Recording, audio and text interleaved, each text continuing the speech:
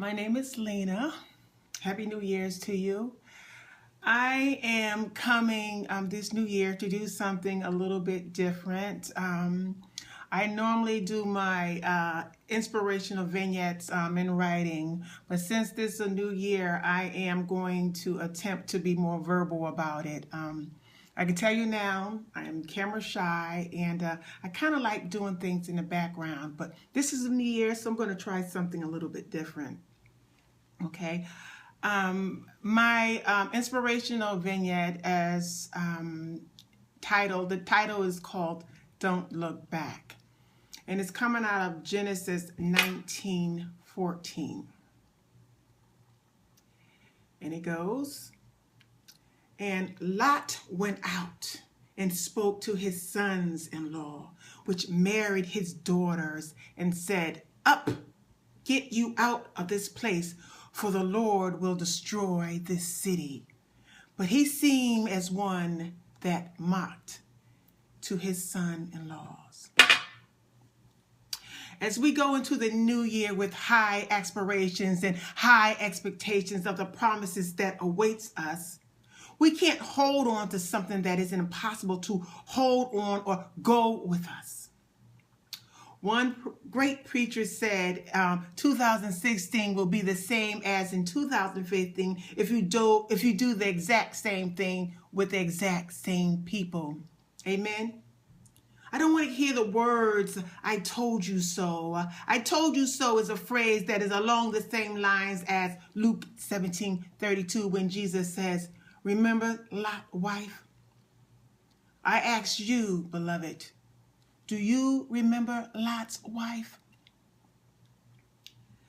We know the story of Sodom and Gomorrah, the city that God destroyed for being very wicked and vile, the city where Abraham couldn't find any righteous folks. Beloved, that was the thing. God wasn't destroying the city. God was destroying wicked people that made their city into social wicked living. God did promise to save Abraham's nephew Lot and his family. The promise was sure only if they would leave the city and head for the mountains. Your promise awaits you only if you leave certain people and look to the hills. And so Lot gathered up his daughters and his wife as he fully warned his two sons-in-laws to escape for their lives and leave that wicked city because it will be destroyed. The two son-in-laws laughed at him being stuck in play mocking mode and joined their wickedness and mocked Lot. Think about this. Lot was a prophet of God. The angels of God gave him a specific message from the Most High. If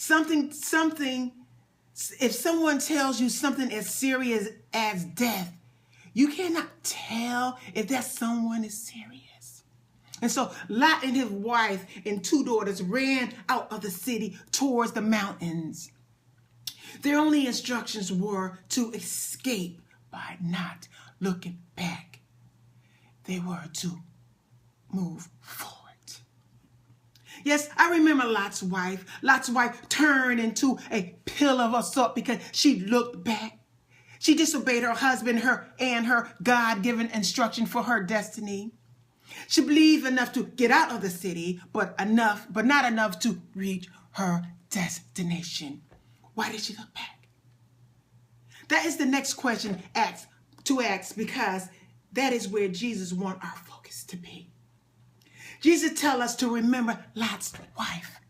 Jesus wants us to be aware of what happens when you don't want to walk away from something that is going to kill you. Lot's wife was fully forewarned about the destruction of their city, and each of them had an individual responsibility to not look back. I'm pretty sure she heard and smelled fire and brimstone burning flesh as they echoed agony, screaming for help. I consider that as an execution of God revealing himself to us that will encourage us to believe and continue to believe the promise of our destination. God was faithful to his promise. However, Lot's wife was being unfaithful. So that is why she looked back. She didn't perish for a lack of knowledge. She perished for a lack of faith. She enjoyed that wicked lifestyle. Maybe she enjoyed her son-in-laws. You know what Lot's daughters did as virgins to him. This is where the faith of Lot sustains him. Even if Lot was holding her hand when she turned cold to stone and couldn't move forward and lost the grip, Lot didn't have the time to look and assess her stubbornness and rigidity. He fully understood his instructions to escape to the mountains. Had he stopped, he may have inadvertently looked back and forfeited his promise and destiny that awaits him high on the mountaintop. Lot understood that he must look forward and not look back. Lot's wife was not the only one who was fully forewarned about the prophecy. Jesus wants us to remember Lot's wife. However, my questions to you now is, do you remember Lot's son-in-law? They never believed and never was moved to believe because they loved their lifestyle. They received the prophetic word of the coming destruction. They disregarded God's commands and their punishments were sure, swift, and inescapable. They too perished. When God is executing his revelation knowledge of himself to you, you don't have the time, strength, or ability to pressure or force someone into believing what God has revealed to you, especially if it was revealed the same time.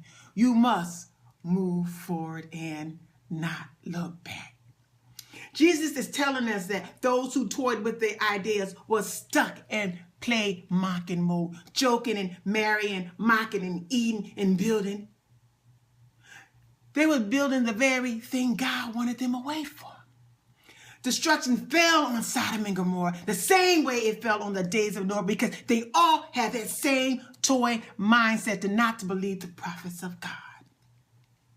I am confident by now we have all been given individual personal instruction throughout the year to enhance our lives for the upcoming year 2016 to move forward. Let us take God, reveal a knowledge of himself by all the sermons we have heard, all the miracles we have saw, and all the prophecies that we were given, and take them as full warning catalysts to propel us to our promise of destiny. Those who are stuck in the 2015 mindset will be stuck in that play mocking mode, and night will fall. And God promises finally closes out that night that leads into the miracle of 2016. In 2015, you will never be able to see again. You will never be able to see those miracles again. Let us faithfully walk to the mountaintop of our promises in 2016, keeping our eyes fixed on the prize and press towards the mark of the high calling of Christ in Jesus and move forward.